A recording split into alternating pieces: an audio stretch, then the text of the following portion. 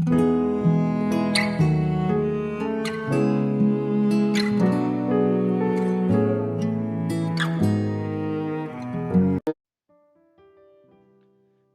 saudaraku, dimanapun Anda berada.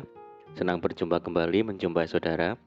Saya berharap kita semua tetap dalam kasih dan perlindungan Tuhan kita, Yesus Kristus. Haleluya. Selamat datang di channel Pokok Anggur bersama saya, Yosia Krisbianto. Mari saudaraku, sebelum kita bersama-sama merenungkan firman Tuhan, mari terlebih dahulu kita akan berdoa. Bapa di surga, Bapa yang baik, Bapa di dalam nama Tuhan Yesus, kami bersyukur buat segala kebaikan-Mu hari ini ya Tuhan. Terima kasih buat segala penyertaan-Mu hari ini bagi kami. Dan saatnya kami rindu untuk merenungkan segala firman-Mu. Ajar kami ya Tuhan untuk mengerti dan memahami segala rencana dan kehendak-Mu bagi setiap kami. Mari Tuhan buka rahasia firman-Mu saat ini ya Tuhan. Dan terangi hati kami dengan segala firman-Mu. Terima kasih Tuhan, ini doa kami. Di dalam nama Tuhan Yesus kami berdoa. Amin. Puji nama Tuhan saudara. Kita akan membaca di dalam Mazmur 90 ayat yang ke-6.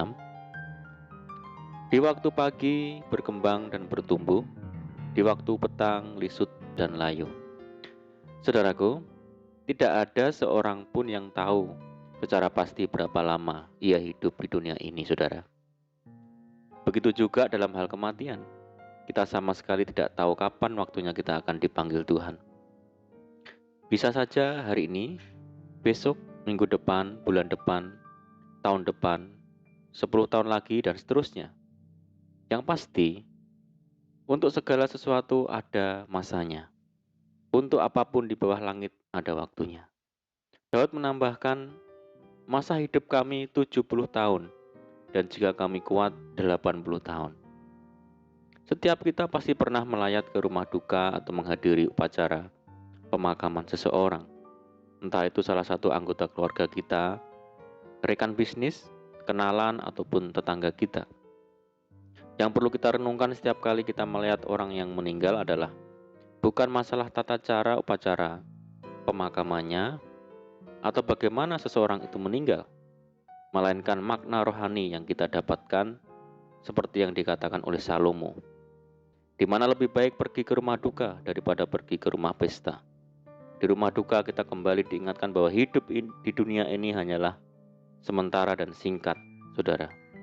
Kematian adalah sesuatu yang pasti dan akan dialami oleh semua orang. Kematian tidak mengenal usia dan juga status, tua atau muda, kaya atau miskin, laki-laki atau perempuan. Dan tak seorang pun yang tahu kapan hari kematian itu datang. Setiap hari bisa saja menjadi hari terakhir bagi kita, saudara. Dapat kita simpulkan ternyata hidup manusia di dunia ini adalah singkat. Hidup kita bisa dikatakan adalah dalam hitungan hari saja, dan dikala kita menghitungnya, berlalunya begitu cepat dan sangat singkat. Firman Tuhan berkata, sebab di matamu 1000 tahun sama seperti hari kemarin, apabila berlalu atau seperti suatu giliran jaga di waktu malam. Engkau menghanyutkan manusia seperti mimpi, seperti rumput yang bertumbuh, di waktu pagi berkembang dan bertumbuh, di waktu petang lisut dan layu. Saudaraku, jika kita menyadari betapa singkatnya hidup ini, apa yang harus kita perbuat? Masing-masing dari kita diminta untuk menghitung hari-hari kita sedemikian rupa, saudara, sehingga kita beroleh hati yang bijaksana. Oleh karena itu Rasul Paulus memberi nasihat, perhatikanlah dengan seksama bagaimana kamu hidup. Janganlah seperti orang bebal, tetapi seperti orang arif. Dan pergunakanlah waktu yang ada, karena hari-hari ini adalah jahat. Saudaraku, sudahkah kita mempergunakan waktu yang ada dengan baik? Jika sampai detik ini langkah hidup kita telah menyimpang jauh dari jalan-jalan Tuhan, segeralah bertobat, saudaraku. Jangan tunda-tunda waktu lagi. Bertobat berarti kita menanggalkan manusia lama dan mengenakan manusia baru. Kita hidup menurut pimpinan Roh Kudus dan tidak lagi menuruti keinginan daging. Saudaraku, ingatlah hidup kita ini sepenuhnya ada di tangan Tuhan. Maka kita harus hidup dengan kesadaran bahwa setiap hari yang kita jalani sekarang ini bisa saja merupakan hari terakhir bagi kita. Jadi saudara, pikirkanlah perkara yang di atas, bukan yang di bumi. Mari saudaraku, mari kita fokuskan hidup kita untuk mengenal dan mendekat kepada Tuhan Yesus dan berusaha semakin mengasihi Tuhan, karena kita tidak tahu kapan harinya Tuhan memanggil kita pulang. Amin, puji Tuhan. Mari kita berdoa saudara. Bapa di surga, Bapa di dalam nama Tuhan Yesus, terima kasih buat firman-Mu saat ini. Tuhan, kami menyadari hidup kami singkat, hidup kami hanya sementara di dunia ini. Ada saatnya kami akan kembali pada Tuhan, bahwa kami senantiasa mendekat kepada-Mu ya Tuhan, hidup mengasihi Tuhan, bahwa kami ya Tuhan untuk hidup menurut roh dan meninggalkan segala keinginan daging. Terima kasih Tuhan. Saat ini kami berdoa bagi saudara kami, semua yang mendengar program ini, dimanapun mereka berada.